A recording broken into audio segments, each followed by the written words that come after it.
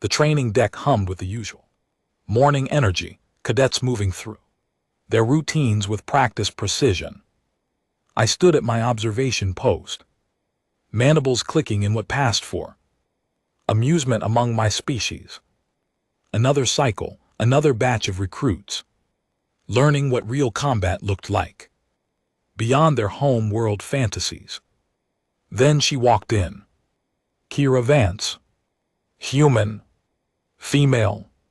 According to her file, she had barely passed the entrance examinations. Her physical scores were laughable, her tactical assessments mediocre at best.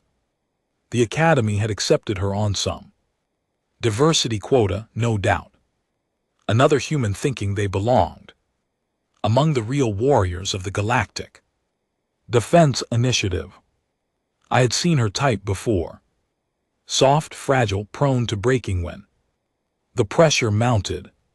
Humans always talked big, but when you put them against a Kryn battle master or a Thurian heavy-class fighter, they folded like cheap fabricated steel. Attention, Commander Rax's voice boomed. Across the deck, his forearms crossed, in the traditional Vrelian stance of authority.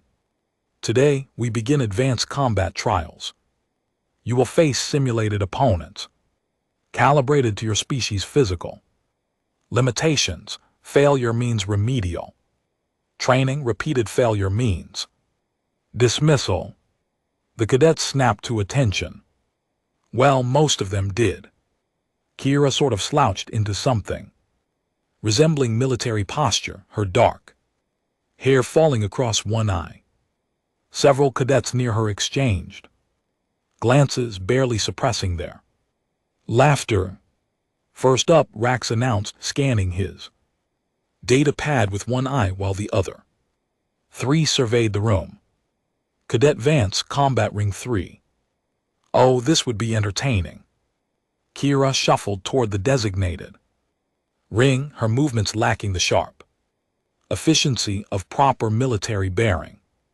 She wore the standard issue training gear, but somehow it looked disheveled on her, like she had thrown it on 5 minutes ago, which, knowing humans, she probably had. Her opponent materialized in the ring's hollow field, a Class 2 combat drone, humanoid in shape, armed with training batons, child's play for most species. For a human, this would be over in seconds. Begin, Rax commanded. The drone moved with mechanical precision, closing the distance in 3 smooth strides. Its baton swung toward Kira's head in a standard opening strike. She ducked, but too slowly. The baton clipped her shoulder, spinning her halfway around. The impact monitors registered a solid hit. Snickers rippled through the watching cadets. Kira stumbled, caught herself, then barely avoided the drone's follow-up strike. She was all reaction, no strategy. The drone pressed its advantage, forcing her backward with a combination of strikes that any first-year cadet should have been able to counter. Pathetic, muttered Zorn, a Krill warrior standing beside me, his scales rippled with barely concealed contempt.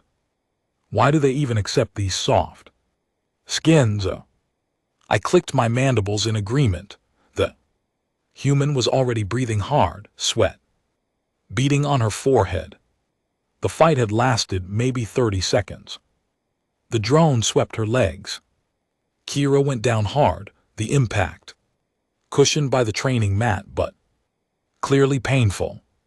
She lay there for a moment, chest heaving, staring up at the ceiling. Get up, Vance, Rax bellowed. You have 3 seconds before I mark you failed.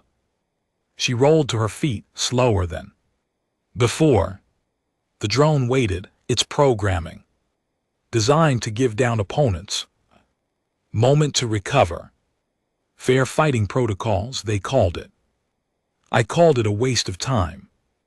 The bout continued. Kira managed to block a few strikes, even landed a glancing blow on the drone's torso, but it was clear she was outmatched. Every movement cost her. Every block came a fraction too late. She was surviving, not fighting. The timer hit 2 minutes, standard bout. Length for initial assessment, the drone powered down and Kira nearly collapsed. With relief. Time, Rax announced, his voice dripping with disappointment. Cadet Vance, your performance was barely adequate for continuation in the program. You will report for additional conditioning training every morning at 500 hours, dismissed. Kira nodded, too exhausted to speak, and stumbled off the mat. The other cadets parted to let her through, none offering assistance. In the academy, weakness was infectious. Nobody wanted to be associated with the human who could barely handle a class. To drone. Over the following weeks I watched Kira's progress with morbid curiosity. She showed up to every training session, somehow managing to drag herself out of bed for those brutal 500 conditioning runs. But she never improved. Not really. Every combat trial followed the same pattern. She would enter the ring, give it everything she had, and fall short. Sometimes she lasted longer. Occasionally she landed better hits, but she never won. Not once. The scoreboard in the main hall updated daily, ranking all cadets by their performance metrics. Kira's name sat firmly at the bottom, highlighted in red to indicate she was on academic probation.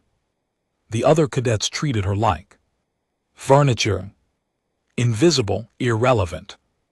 During tactical briefings, when Commander Rax asked for volunteers to lead simulated operations, everyone would raise their hands except Kira. When teams formed for squad exercises, she was always picked last, usually with audible groans from her assigned teammates.